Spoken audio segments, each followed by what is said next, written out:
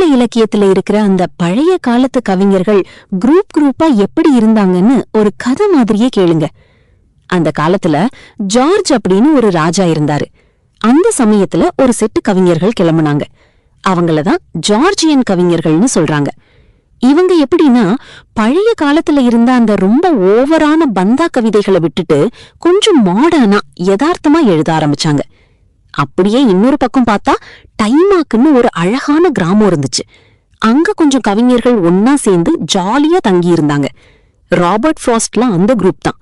இவங்க அந்த இடத்துல தங்கி இயற்கைய ரசிச்சு எழுதுனதுனால இவங்களுக்கு டைமாக் கவிஞர்கள்னு பேர் வந்துடுச்சு.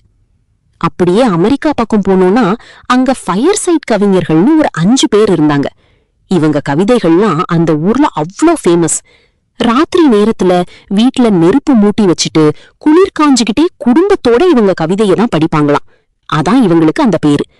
அதே மாதிரி இங்கிலாந்துல பென் ஜான்சன் ஒரு பெரிய எழுத்தாளர் இருந்தாரு. அவரை தலைவரா ஏத்துக்கிட்டு ஒரு குரூப் சுத்திட்டு இருந்துச்சு. அவங்கள பென் ஜான்சனின் மகன்கள், சன்ஸ் ஆஃப் பென் அப்படின்னு கூப்பிட்டாங்க. ஜப்பான்ல கூட டான்ட்ரின்னு ஒரு குரூப் இருந்துச்சு. இவங்க வேலையே அந்த குட்டி கவிதையான ஹைக்கூ எழுதுறதுதான்.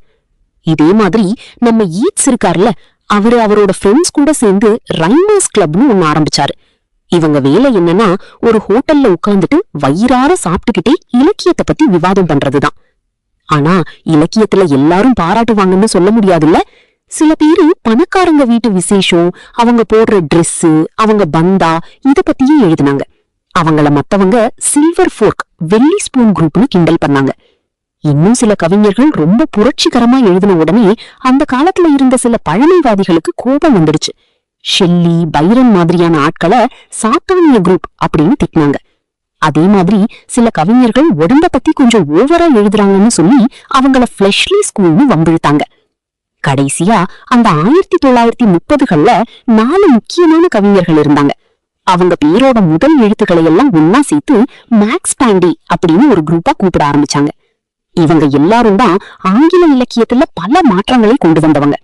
இதெல்லாம் வெறும் குரூப் மட்டும் இல்ல, ஒவ்வொரு குரூப்பும் ஒவ்வொரு ஸ்டைல்ல கவிதை உலகத்தையே மாத்தி அமைச்சிருக்காங்க.